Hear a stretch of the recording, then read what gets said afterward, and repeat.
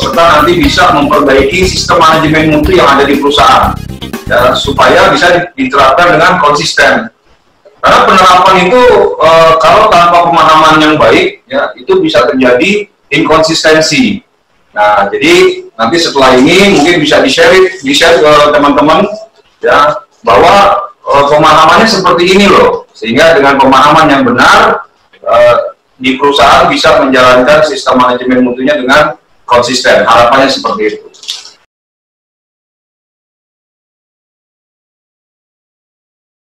Yang pertama, ya, sebelum kita masuk ke materi lebih dalam terkait dengan konsep dari 9001, saya harus bertanya dulu, ya, apa sih definisi mutu menurut Bapak dan Ibu semua?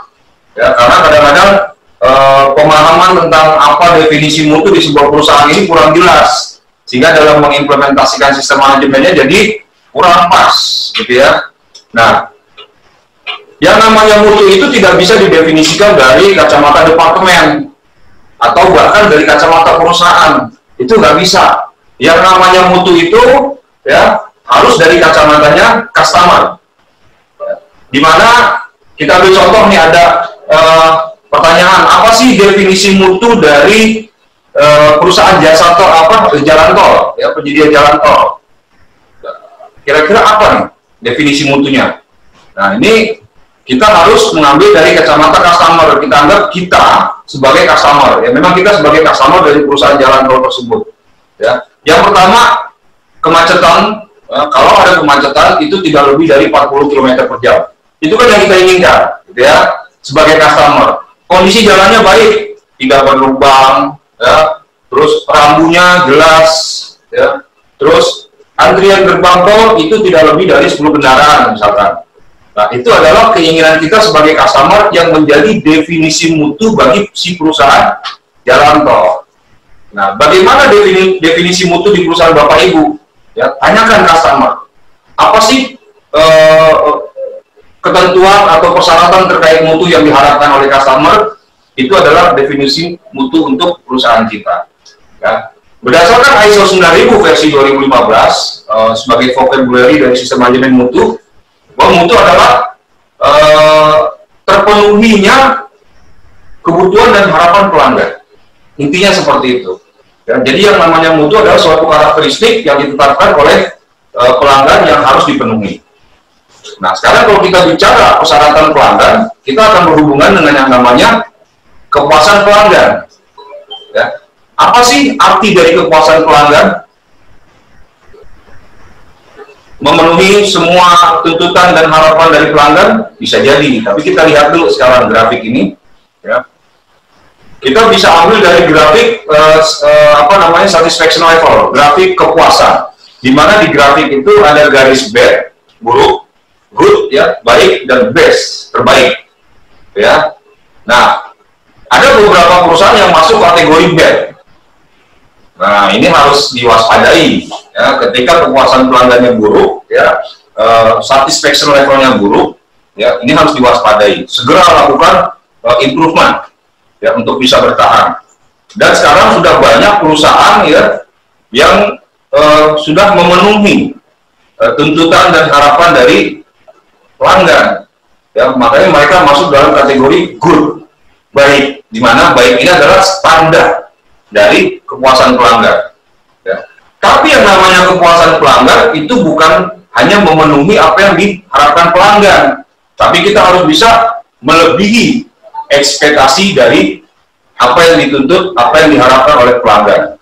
Ya. Nah, ini saya kasih perusahaan Anda sebagai yang masuk dalam kategori best. Jadi kepuasan pelanggan itu artinya adalah melebihi harapan pelanggan. Ya. Kalau yang biasa-biasa aja banyak, Pak. Makanya ini di grafik ini saya kasih nama perusahaannya banyak.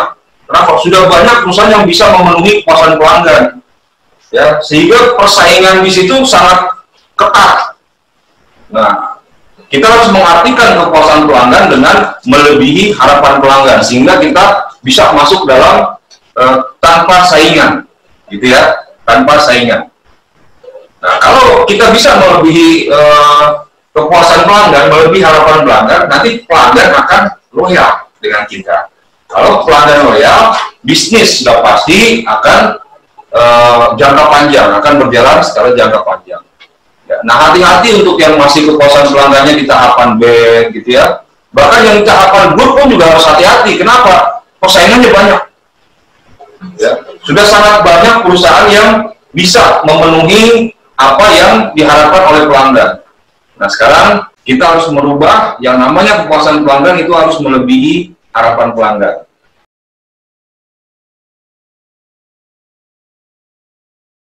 Jadi ISO 9001/2015 pahami konsep bukan pasal. Ya, pertama kita akan lihat Bapak Ibu, ada ataupun tidak ISO 9001, yang namanya perusahaan itu harus memahami kondisi saat ini yang bisa mempengaruhi bisnisnya perusahaan. Ya, jadi waktu kita punya ISO ataupun enggak, yang namanya perusahaan itu harus mempertimbangkan itu. Ya, kondisi saat ini yang bisa mempengaruhi bisnisnya perusahaan. Yang pertama adalah kondisi internal, di mana mungkin ada budaya di internal kita yang karyawannya itu yang kalau laporan itu tanpa data. Ya, kalau bahasanya orang Betawi bilang speak by cangkem, ya, bukan speak by data. Nah, ini masih terjadi budaya seperti ini. Ya, terus semangat kerja tinggi, tapi semangat belajar rendah. Nah, ini kondisi yang ada di internal yang bisa mempengaruhi bisnisnya perusahaan. Ya, begitu juga dengan faktor eksternal. Contoh nih yang lagi booming sekarang ya, kemarin beberapa klien saya itu diaudit, ya, temuannya terkait dengan COVID-19. Ya, padahal baru di Maret ya, tapi pengajuan dokumennya udah dari kapan, begitu diaudit ya temuannya seperti ini.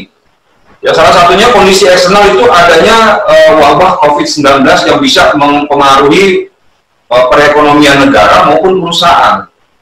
Ya, termasuk juga di dalamnya adanya himbauan social distancing.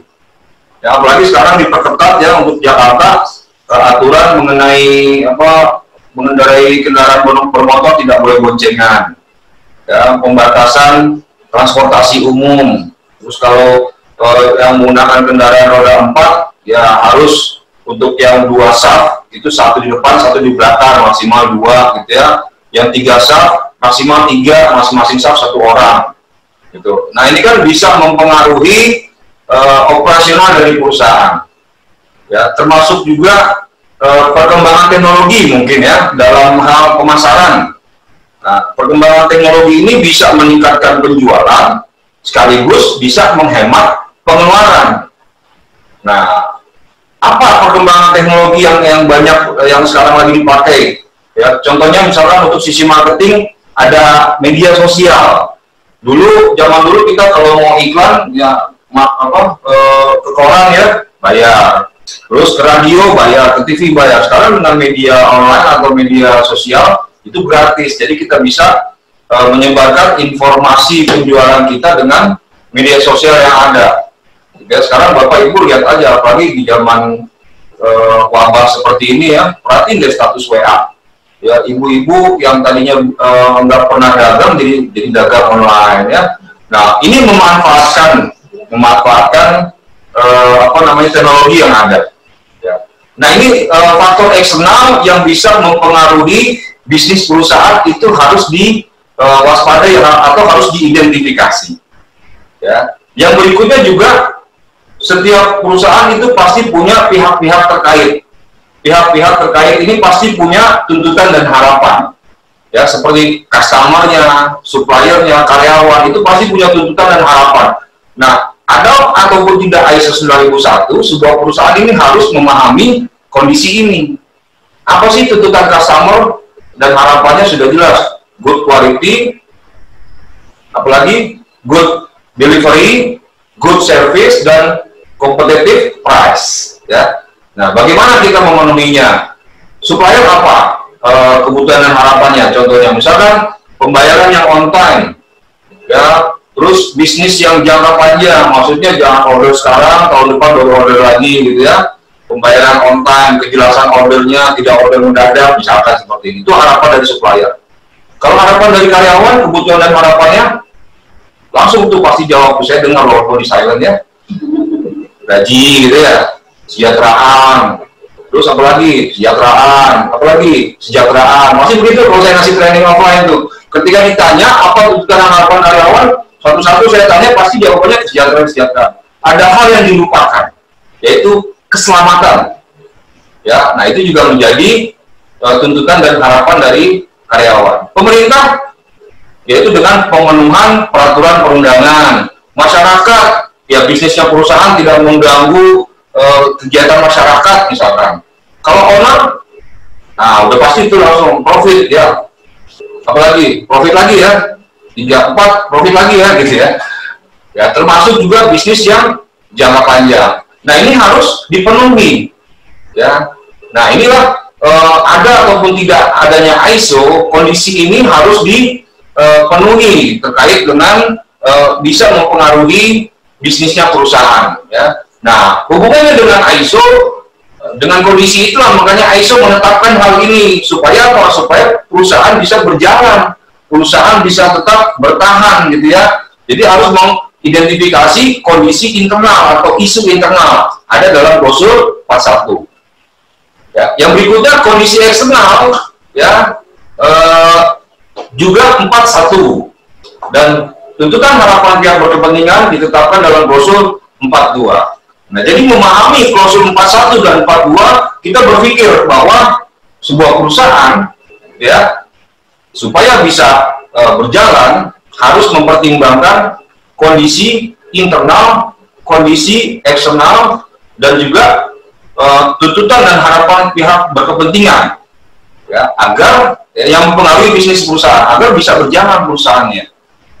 Ya, begitu juga ada ketentuan berdasarkan tadi kondisi internal, ya isu internal, isu eksternal, tuntutan dan harapan pihak berkepentingan, ya perusahaan itu harus mengidentifikasi apa resiko dan peluangnya ketika itu tidak dipenuhi, ataupun peluang ketika itu bisa dipenuhi. Ya, termasuk juga tindakan penanggulangannya. Jadi jangan hanya mengidentifikasi resiko dan peluangnya, juga termasuk tindakan penanggulangan agar resiko tidak terjadi dan agar peluang bisa terwujud. Nah, itulah kenapa hadirnya klausul 61 dan 611 dan 612. Nah, jadi cara pemahamannya gitu tuh, 41, 42 harus dibuat ya supaya perusahaan bisa berjalan. Terus setelah diidentifikasi apa isu internal eksternal dan kebutuhan harapan pihak berkepentingan, maka harus ditetapkan resikonya beserta dengan tindakan penanggulangannya. Nah, itu cara memahami pasal 41, 42, 61 dan 62. Jadi konsepnya yang kita pahami. Seperti itu ya. Nah ini setelah tadi 41, 42 sudah ditetapkan. Nah berdasarkan pasal 42 itulah perusahaan harus menetapkan lingkup dari sistem manajemen mutu. Keluarlah klausul 43. Ya.